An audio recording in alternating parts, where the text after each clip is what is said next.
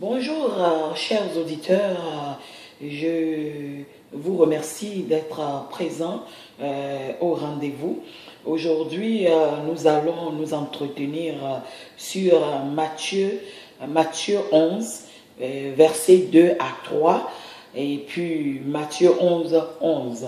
Mais avant, baissons la tête pour honorer et mettre entre les mains de Dieu cette séance. Seigneur, nous voulons te bénir. Seigneur, je te magnifie pour cette opportunité et cette grâce que tu nous donnes de nous réunir autour de ta table, autour de ton trône, pour recevoir de toi ton réma, pour recevoir de toi ton message, le message que tu as pour nous, ce message qui va révolutionner notre vie. Je te bénis, Éternel, je t'exalte, Éternel, pour tes refaits dans nos vies, et je te prie à ce que, Éternel, tu bénisses chaque cœur, Éternel, qui reçoit ta parole aujourd'hui, que tu leur fasses du bien.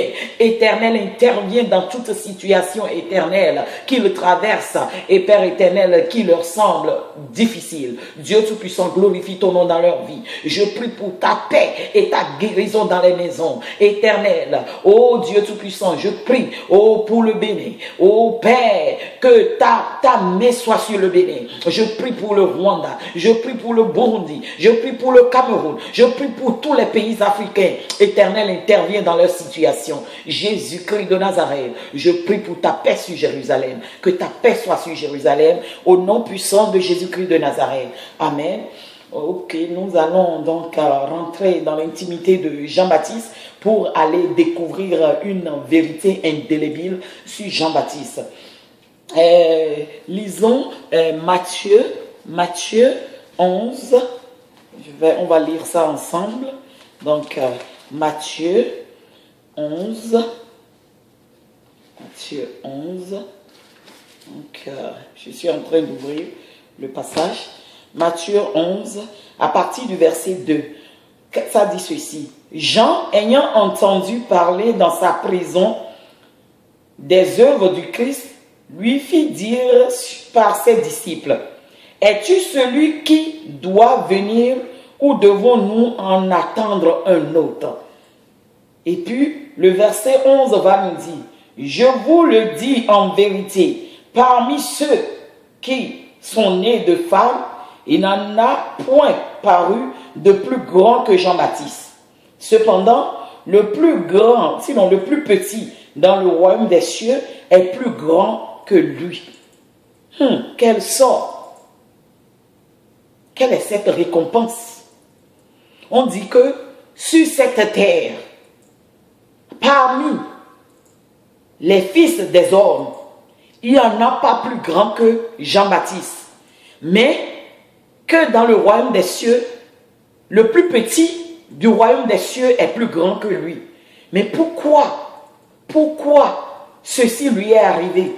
Normalement, s'il est le plus grand sur cette terre, et puis si vraiment il est considéré aux yeux de Dieu, il doit être un important être dans le royaume des cieux. Mais voici ce qu'on dit de lui.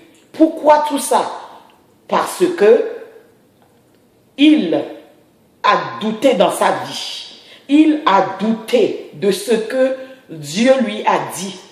Dans Matthieu 3, les versets 13 à 17, la Bible nous parle de Jean-Baptiste comme étant un grand quelqu'un, comme étant une personnalité très importante, parce que ce n'est pas réservé à n'importe qui de baptiser le Messie, de baptiser le Sauveur du monde tout entier, le Christ, le Dieu. Jean-Baptiste était celui-là qui a baptisé Jésus-Christ. Même sa naissance démontre de ce qu'il est un être supérieur, de ce qu'il est un envoyé de Dieu. Et il était même le témoin oculaire de ce que Christ est vraiment le Messie, que Christ est le Messie. Dieu, il a entendu lui la voix de Dieu. Ce n'est pas comme toi et moi qui croyons, qui avons la foi en ce que la Bible nous dit. Lui, il a entendu audiblement la voix de Dieu qui lui confirme que Christ est le Seigneur. Et maintenant, à cause des difficultés qu'il rencontre, il remet en cause ce qu'il a entendu. Il a dit, est-ce que c'est toi le Christ? Est-ce que c'est toi le Christ? Ou bien nous allons encore attendre un autre? Mes frères, sachez quelque chose, tout ce qui nous arrive sur cette terre est permis. C'est Dieu qui les approuve. Sinon, nous n'allons pas, rien ne peut nous arriver. Tout ce qui se passe dans ta vie est d'abord ordonné, est d'abord accepté par Dieu, même si c'est une difficulté. Et sachez quelque chose, Dieu nous aime trop pour nous détruire, pour laisser les difficultés nous détruire. Les difficultés qui nous viennent, les épreuves par lesquelles on passe, c'est des chemins pour nous amener vers notre destinée. Vous savez, Job, il était tranquille dans son coin quand Satan a demandé la permission. Ceci se trouve dans Job 2, verset 6. Satan a demandé la permission à Dieu de toucher sa vie parce que Dieu était en train de faire des éloges de Job. Comment il était intègre.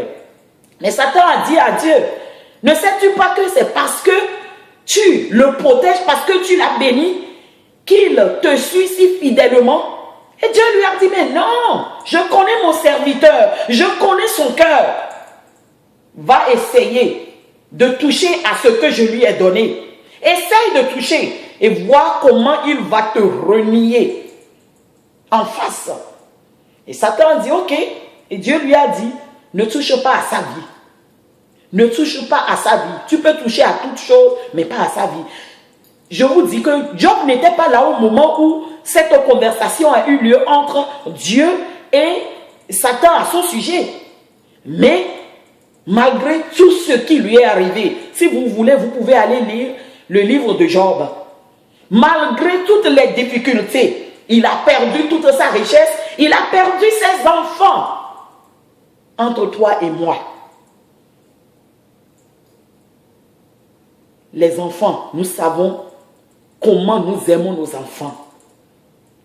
Comment nous aimons nos enfants. Et perdre ces êtres si chers, je sais dans quel état on peut se trouver. Mais Job en a perdu. Il a perdu tous ses enfants, tous ses biens. Tous ses biens au même moment. Et pire encore, il a perdu non seulement ses amis qui l'accusaient de ce que tout ce qui lui arrivait était de sa faute, il a aussi perdu sa femme, sa seconde moitié, celle-là qui pouvait le comprendre et qui pouvait le soutenir pendant les moments difficiles. Oh Seigneur, il a perdu sa femme, sa bien-aimée. Sa bien-aimée lui a dit, renie Dieu et vis. Et Job lui a dit non. Quoi qu'en soit ce qui m'arrivera, quoi qu'en soient mes difficultés, mes peines et mon montagnes, je resterai fidèle à ce Dieu qui m'a donné la vie. Et vous allez voir qu'à la fin, le Seigneur l'a béni plus que ce qu'il n'avait. Soyons connectés et comprenons le sens de tout ce qui nous arrive. Questionnons Dieu. Ne nous décourageons pas à cause des difficultés, des petites difficultés, des difficultés insignifiantes qu'on rencontre sur nos chemins. Il y a certains qui sont découragés de prier les matins parce qu'ils sont dans des difficultés. Ils pensent que Dieu les a abandonnés. C'est pourquoi ils sont dans des difficultés. Mon frère, ma soeur, je te dis que si tu ne loues pas le Seigneur, Dieu peut ordonner à ses pierres de le louer. Tu n'es pas indispensable. La prière que tu fais, c'est pour ton bien. Quand tu pries, tu ébranles le monde spirituel. Quand tu pries, tu ordonnes aux choses de se passer et les choses se passent. Mais si tu t'abstiens de prier, c'est toi qui perds. Tu ne diminues pas la seigneurie de Dieu. Tu ne diminues pas son autorité. Il est ce qu'il est. C'est une faveur que le Seigneur nous fait de le louer et de communiquer avec lui. Mais si tu refuses de le faire parce que tu es en train de traverser une difficulté, c'est ton problème.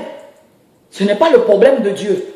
Au lieu de t'assombrir dans tes difficultés, lève-toi, lève tes regards vers la montagne de Sion, d'où te viendra le secours. Car le secours te vient de l'Éternel, qui a fait les cieux et la terre. Mon frère, ma soeur, la stérilité qui tape à ta porte, peut-être que Dieu l'a permis pour te donner une leçon, pour te bâtir, pour te former, pour être parent, pour être mieux parent. Le job que tu as perdu, le travail que tu as perdu, c'est peut-être que le Seigneur veut t'amener à une dimension supérieure. C'est peut-être que le Seigneur veut t'amener dans ta destinée. Tout ce qui se passe dans ta vie, Dieu n'est pas ignorant de ça. Il sait tout. Il est le Dieu omniscient. S'il n'ordonne pas aux choses de se passer, les choses ne vont jamais arriver. Regarde à l'histoire des Israélites. Au moment où ils sortaient d'Égypte, dans Exode 14, précisément le verset 8, Dieu nous a dit dans sa parole, dans Exode 14, verset 8, qu'il a endurci le cœur de Pharaon. Les Israélites n'étaient pas au courant. Il a endurci le cœur de Pharaon pour qu'il pourchasse ceux qu'il a libérés de son gré. Il a commencé par les pourchasser. C'est Dieu qui a permis ça pour faire éclater sa gloire. Mais comme les Israélites n'étaient pas au conseil de Dieu, ils n'étaient au courant de rien. Et quand ils ont vu Pharaon, ils ont eu peur. S'ils savaient que c'est Dieu qui l'a permis pour faire éclater sa gloire, ils auront le cœur tranquille. Et ils auront la tranquillité dans l'esprit pour pouvoir combattre efficacement, pour pouvoir écouter le Seigneur, ce que le Seigneur va leur dire de faire. Ils étaient très agités. Quand tu n'es pas tranquille en toi-même, quand tout est bouillonnant en toi, tu n'arrives pas à écouter la voix de Dieu comme cela se doit. Pharaon les a poursuivis et ils ont commencé par murmurer. Ils ont commencé par dire des choses contraires à la parole de Dieu. Oh, c'est pour nous faire mourir en Égypte, dans le désert que tu nous as sortis d'Égypte. Ils ont commencé par narguer Moïse. Ils ont commencé par lui dire des choses méchantes, sans savoir que c'est Dieu qui a permis que Pharaon vienne à leur poursuite pour pouvoir faire éclater sa gloire. Mes frères et sœurs, ceci vous interpelle. Quelles sont les difficultés que tu traverses? Quelle est la montagne gigantesque qui se trouve devant toi? C'est le temps pour toi de revenir en toi-même, de remercier le Seigneur pour tout ce qu'il permet dans ta vie et de lui demander de te donner plus d'énergie. C'est l'ennemi de ton âme qui va te dire que Dieu est contre toi, que c'est parce qu'il ne veut pas ton bien qu'il t'amène toutes ces difficultés. Tu vas ici, ça ne marche pas, tu vas à gauche, tu vas à droite, en haut, rien ne marche. Tout le monde est contre toi, alors que tu n'as rien fait. Tu n'as rien fait. Quand tu tapes à cette porte, ça s'ouvre et puis après ça se referme. Et tu te demandes, qu'est-ce qui se passe? Mon frère, ma soeur, si tu as une connexion étanche avec Dieu, sache que c'est Dieu qui permet ces choses pour pouvoir bien te bâtir afin de te donner ta destinée. Ce qu'il a préparé pour toi. Pour cela, ne permets pas à l'ennemi de ton âme de te voler ta foi. Ne laisse pas l'ennemi voler ta foi, car il est dit dans Hébreux 11, verset 6, que nul ne peut plaire à Dieu sans la foi. Sans la foi, on ne lui est pas agréable. Tu dois vraiment t'accrocher à ta foi, que rien ne vienne ébranler ta foi. Que le Seigneur te bénisse, toi qui m'entends, toi qui m'as écouté, que le Seigneur t'accorde de persévérer dans les épreuves et de donner gloire au nom de l'Éternel. car au bout du tunnel, tu trouveras une agréable solution. Tu trouveras une bénédiction pour récompenser ta persévérance, ta foi en Dieu, ton intégrité. Que le Seigneur te bénisse et à la prochaine. Amen.